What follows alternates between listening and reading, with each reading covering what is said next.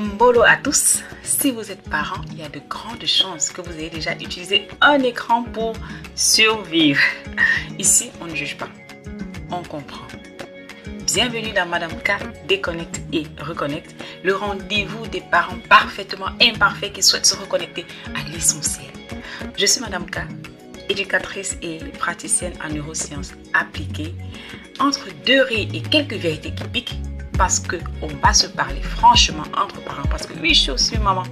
On va vulgariser les neurosciences, on va décoder les comportements pour sortir de la parentalité réactive et embrasser la parentalité que nous méritons tous. Oh là là, bienvenue.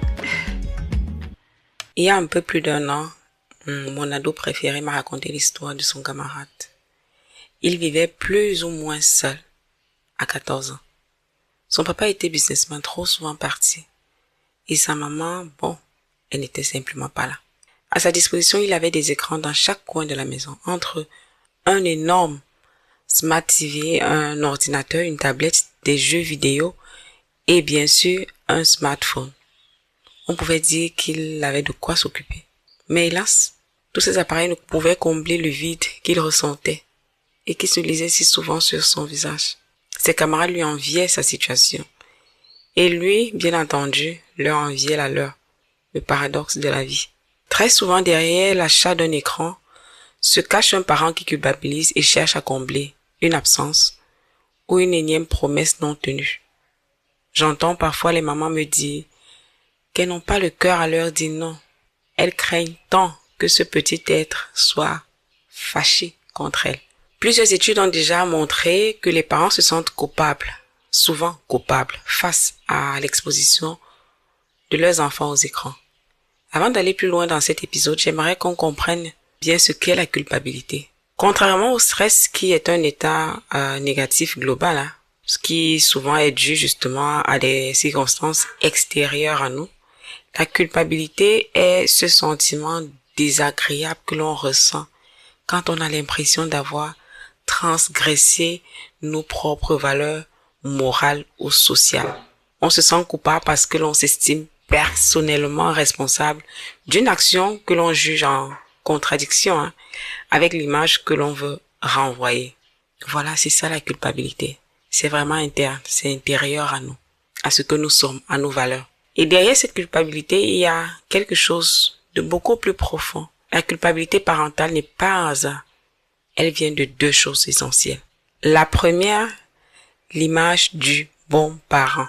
Tu veux bien faire, tu veux être une bonne mère, un parent présent, un parent aimant. Mais aujourd'hui, être un bon parent est devenu flou. On te dit sois ferme, mais sois douce. Limite les écrans, mais ne frustre surtout pas. Sois présente, mais travaille. Résultat, ton cerveau est en surcharge. Et dans cette confusion, chaque décision devient un test. La seconde vérité derrière la culpabilité parentale se trouve dans notre cerveau. Ton cerveau émotionnel prend le dessus. Quand ton enfant insiste, quand il pleure, quand il s'énerve, ton cerveau réagit. C'est l'amygdale qui s'active. On en a déjà parlé. Elle ne réfléchit pas, elle protège. Elle te dit, fais quelque chose pour que ça s'arrête. Et là, tu donnes l'écran, pas parce que tu veux, mais parce que ton cerveau veut soulager cette tension. Je vais partager une vérité inconfortable avec toi aujourd'hui. Tu ne donnes pas l'écran à ton enfant. Non. Tu te le donnes à toi. Tu te donnes du calme, du silence, du répit. Tu te donnes du soulagement. Il n'y a rien de honteux à ça. Ah non. Mais, il y a un mais, évidemment. Si tu ne le vois pas, tu ne peux pas le changer. Aujourd'hui, de nombreux parents se trouvent dans ce qu'on appelle le piège de la culpabilité. Voici ce qui se passe concrètement. Tu dis non. Ton enfant réagit, tu ressens de la culpabilité, tu cèdes, tu culpabilises encore plus. C'est un cycle, un cercle. Et plus tu culpabilises, plus tu cèdes vite la prochaine fois. Aujourd'hui, je te propose de sortir de ce cercle vicieux en changeant simplement de perspective, je t'explique. Et si je te disais que la culpabilité n'est pas un signal que tu fais mal, mais plutôt un signal que tu es en train de sortir d'une habitude. Quand tu poses une limite, tu déranges un équilibre. Et ton enfant, lui, réagit, c'est normal. Mais ton cerveau interprète ça comme « je suis en train de faire du mal alors que la réalité est tout autre.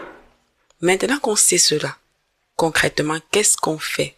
Je vais te donner quelque chose de simple.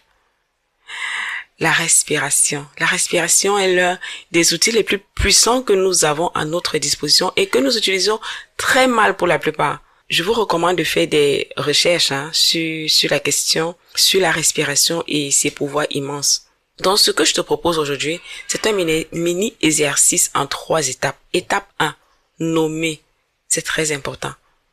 La prochaine fois que tu ressens cette gêne au creux de ton ventre, dis-toi, ce n'est pas une faute, c'est de la culpabilité. Étape 2, comprendre. Si tu es comme moi, il faut absolument que tu comprennes. Ok? Extrêmement important pour agir en conséquence. Je ressens ça parce que mon enfant réagit, pas parce que j'ai mal agi. Ça, c'est l'étape 2. Il faut que tu comprennes pourquoi tu ressens ce que tu ressens. Et enfin, l'étape 3, tu respires. Avant de céder, prends 5 secondes et respire. Attention, tu inspires et tu expires par le nez. C'est la respiration naturelle. Ok? Juste ce petit exercice va t'aider à casser le cycle et à revenir à toi et au moment présent. Tu n'es pas un mauvais parent, tu es un parent qui ressent. Mais tant que tu laisses la culpabilité décider, tu perds ton pouvoir. Voilà. Et aujourd'hui, tu viens de reprendre une partie de ce pouvoir. Si tu veux aller plus loin, j'ai créé un outil simple, un diagnostic, pour t'aider à comprendre pourquoi tu culpabilises, pourquoi tu craques et comment reprendre le contrôle. Je te mets le lien juste en dessous parce que le vrai changement ne commence pas chez ton enfant. Tu le sais déjà. Il commence en toi, chers parents. C'était Madame K. Merci de m'avoir écouté. Comme toujours, c'était un réel plaisir pour moi de partager ce moment avec vous. Je vous donne rendez-vous la semaine prochaine pour un nouveau numéro. Et d'ici là, soyez indulgents avec vous-même, mais restez conscients. Ici, on déconnecte pour mieux se reconnecter à la maison. C'était Madame K. Home, Piché profond.